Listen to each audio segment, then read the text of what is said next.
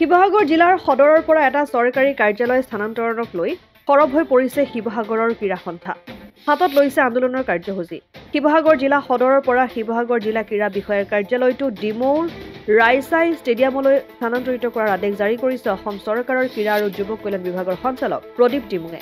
এই আদেশক শিৱসাগৰৰ বিভিন্ন ক্ৰীড়া আৰু সামাজিক অনুষ্ঠানে তীব্ৰ প্ৰতিক্ৰিয়া প্ৰকাশ কৰি এই আদেশ বাতিল কৰাৰ দাবী উত্থাপন কৰিছে। শিৱসাগৰ ক্ৰীড়া সন্থাৰ উদ্যোগত শিৱসাগৰ চহৰৰ দৌলমুখ চাৰিআলিত ৰূপায়ণ কৰা প্ৰতিবাদী অৱস্থান ধৰ্মঘট কাৰ্যসূচীত শিৱসাগৰৰ বিভিন্ন ক্ৰীড়া সংগঠনৰ লগতে সামাজিক অনুষ্ঠানে অংশগ্ৰহণ কৰি শিৱসাগৰ চহৰৰ পৰা জিলা ক্ৰীড়া বিষয়াৰ কাৰ্যালয় স্থানান্তৰ কৰা কাৰ্যক গৰিহণা দি এই আদেশ বাতিল কৰাৰ দাবী উত্থাপন কৰে। হাতে হাতে প্লে কাৰ্ড লৈ ক্ৰীড়াবিদ, ক্ৰীড়া সংগঠক, সামাজিক অনুষ্ঠানৰ প্ৰতিনিধিয়ে ৰূপায়ণ কৰে প্ৰতিবাদ। আজি আপোনালোকে দেখিবলৈ পাইছে যে ইয়াত যি প্ৰতিবাদ কৰা হৈছে, যি ধৰ্মঘট কৰা হৈছে, অৱস্থান ধৰ্মঘট, ইয়াত অকল শিৱসাগৰ ক্ৰীড়া সন্থাৰ বিষয়ববীয়াসকলে উপস্থিত নাই।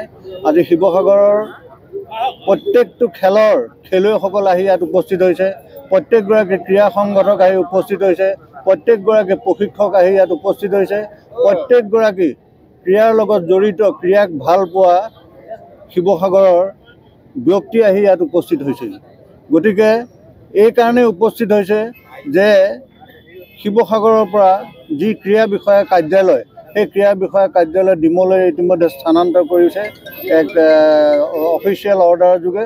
গতিকে ইয়াৰ তীব্ৰ আমি শিৱসাগৰ ক্ৰীড়া সন্থাই প্ৰতিবাদ কৰিছোঁ আৰু সুদূৰ ভৱিষ্যতে যাতে এই যি তেওঁলোকে ট্ৰান্সফাৰ কৰিছে, এই ট্ৰান্সফাৰ যাতে সোনকালে উঠাই লয়, তাৰ কাৰণে আমি শিৱসাগৰ ক্ৰীড়া সন্থাৰ ফালৰ পৰা আমি তেখেতসকলক পুনৰবাৰ অনুৰোধ কৰিছোঁ। শিৱসাগৰ ক্ৰীড়া সন্থাই ইতিমধ্যে আমাৰ লোকেল MLA অখিল গগৈ এক পত্ৰ দিয়া হৈছে। ইয়াৰ উপৰিও আমি শিৱসাগৰ জিলা উপায়ুক্তক আমি পত্ৰ দিছোঁ, কিন্তু এতিয়ালৈকে কোনো সুদোত্তৰ নোপোৱাৰ কাৰণে আজি আমি এই অৱস্থান ধৰ্মঘট কৰিব লগা হৈছে। গতিকে আমি ভৱিষ্যতে ইয়াতকৈও যদি তীব্ৰতৰ কিবা কৰিবলগীয়া আছে, গতিকে আমি ইয়াত কৰি যাম। কিন্তু আমাৰ এটাই অনুৰোধ অসম চৰকাৰলৈ যে এই যি ধৰণে শিৱসাগৰক আওকাণ কৰি থকা আমি দেখিবলৈ পোৱা গৈছে, গতিকে এই শিৱসাগৰ ক্ৰীড়া বিষয়া যিটো অফিচ, সেই অফিচটো তাতে ইয়াৰ পৰা স্থানান্তৰ নকৰি, কাৰণ আপোনালোকে সকলোৱে জানে যে শিৱসাগৰ এই সদৰ ঠাইত আজি 80 দশকৰ পৰা 70 দশকৰ পৰা আমাৰ এই অফিচটো ইয়াত চলি আছে। গতিকে এই অফিচটোলৈ আজি এই গোটেই শিৱসাগৰ, নাজিৰা, আমগুৰি, গোটেই অঞ্চল, গৌৰীসাগৰৰ পৰা আৰম্ভ কৰি ডিমৌ গোটেই অঞ্চলটো ইয়াত সাঙুৰি পেলাই শিৱসাগৰ জিলা ক্ৰীড়া বিষয়া অফিচটো আছে।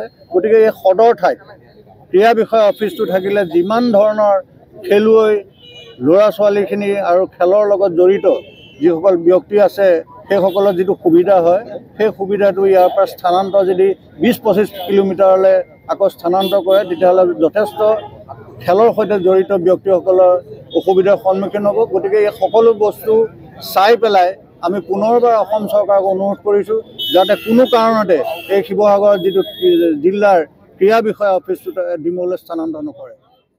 শিৱসাগৰৰ পৰা চৈয়দ মুস্তাকুৰ ৰহমানৰ ৰিপৰ্ট, অসম আদিত্য।